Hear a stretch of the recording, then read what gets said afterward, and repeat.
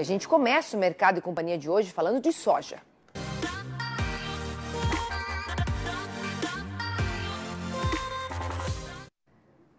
O novo governo está discutindo a possibilidade de realizar uma moratória da soja no Cerrado. A informação foi divulgada pelo ex-ministro do Meio Ambiente, Carlos Mink, integrante da equipe de transição, em entrevista coletiva do grupo técnico da área. Segundo ele, a equipe conversou com o setor da soja para fazer um pacto sustentável no Cerrado e afirmou que, na Amazônia, a medida tem dado certo e serve como exemplo.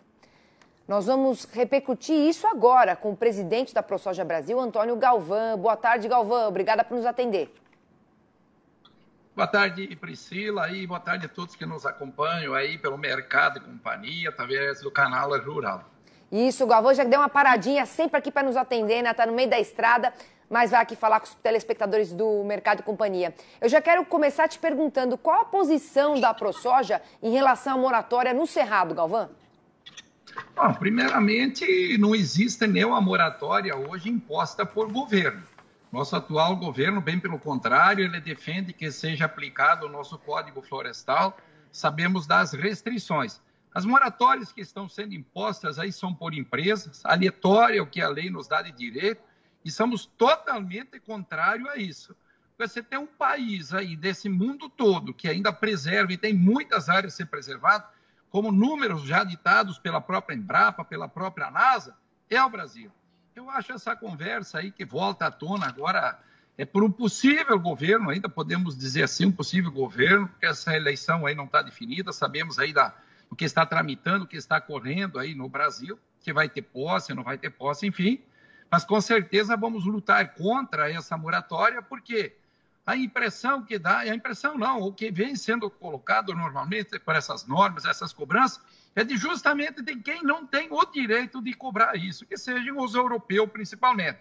Sabemos da dificuldade que o mundo tem hoje por oferta de alimentos, e me parece que é um prazer, igual nós estamos vendo algumas coisas já acontecendo na Europa, na própria Holanda, onde querem aí, ontem saindo notícias, do governo comprar, ou desapropriar, ou tirar, ou fazer, parar de produzir, enfim, 3 mil fazendas da Holanda. Então, são coisas ridículas, para mim, coisas absurdas.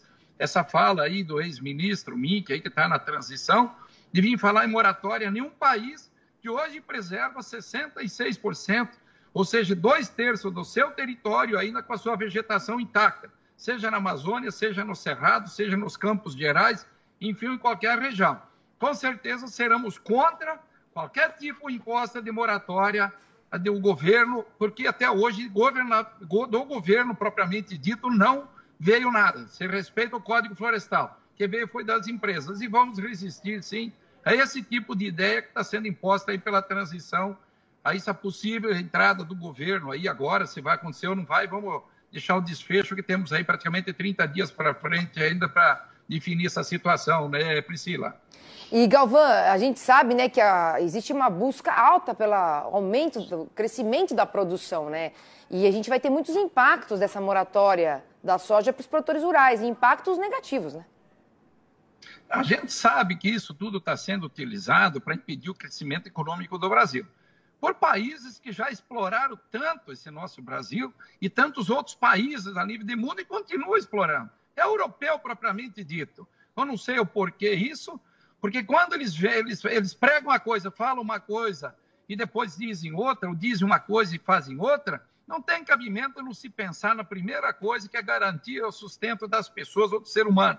E para isso precisa ter o alimento. Então a gente sabe que estão utilizando todas essas formas, o próprio ESG aí também, que é uma vergonha dizer, não fazem a tarefa de casa deles, não fazem o trabalho deles, vendo hoje tanto a Alemanha como outros países desmatando lá dentro desses países hoje para poder produzir um pouquinho mais de alimento, outros querendo impedir produção, como você tem visto, ou ser visto aí, divulgado pela mídia, pela internet. Então nós não aceitamos, não. O país hoje é o país que pode vir a suprir, como já a própria ONU fala aí, 40% da demanda futura aí nos próximos anos, agora vir com moratória, como vai se fazer isso? Concordo que temos muitas áreas a serem exploradas, que hoje está com a pecuária, você pode fazer o consórcio, ela ajuda muito, sem dúvida nenhuma, no consórcio da agricultura com a pecuária.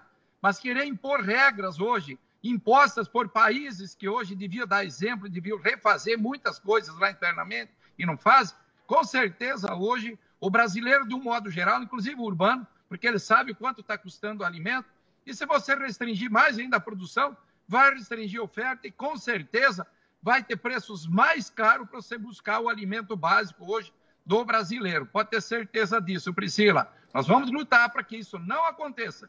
Enquanto nós tivermos o nosso direito, nós vamos lutar para que isso seja preservado. É porque, como você mesmo disse, né, Galvão, o produtor já preserva 66% da sua área, né, produtiva, e o que a gente precisa fazer é, na verdade, adequar. A gente já tem um código florestal muito rígido e que a gente respeita, na verdade? Nós temos aí, a nível de Brasil, aí, com as reservas indígenas, a unidade de conservações e o que está dentro das propriedades particulares. Nas propriedades particulares, os últimos números da Embrapa, praticamente dá 1/3 das nossas propriedades de preservação. E o que nós ganhamos com essa preservação toda que acham que é a solução do mundo? Nada. Simplesmente responsabilidade de preservar a custo zero, principalmente para países que são aí querer ditar as regras, que já tem promessa, como já houve alguma fala aí, que hoje a França, a Alemanha estão bem atrasados com aquela conta lá de mais de 100 bilhões de euros, ou dólar, eu acho que não estou enganado, que era para ter pago como indenização ao Brasil por isso, e até hoje não veio esse 1 centavo. Então, com certeza, é muita demagogia, é muita conversa, principalmente do europeu, querendo impor regra ainda, que chega, colonialismo já acabou, encerrou há muito tempo. A Europa foi dos países que mais fez do mundo colônias, e hoje, graças a Deus, estamos libertos. Nós vamos lutar contra isso, sim, Priscila, não vamos aceitar essa situação, independente do governo que estiver instalado a partir de janeiro agora de 2023. Tá certo, Galvão. Obrigada aqui pela sua participação, pela sua atenção com o Canal Rural. Pode seguir caminho e até uma próxima. Obrigado aí, Priscila, mas só para fazer um apanhadinho para saber como é que está hoje o clima aqui a nível de Brasil, você vê Santa Catarina lá sendo destruído, parte do Paraná por excesso de água, parte faltando umidade, Rio Grande do Sul com seca, Mato Grosso faltando chuva nesse período, que ano passado era em excesso. Então você vê que já temos os fatores climáticos que quebram nossa safra todo ano, aí vem com esse tipo de restrição. O que estão pensando com a pessoa mais pobre? A pessoa mais humilde, que tem menos arrecadação, como é que essa pessoa vai se sustentar? Poder comprar o básico do alimento. Então é isso que é a grande preocupação. Obrigado pela oportunidade, Priscila, e um abraço a todos que nos acompanharam aí, através do Mercado e Companhia. Tá certo, vamos aguardar para que a chuva se regularize mais aí em Mato Grosso. Até mais.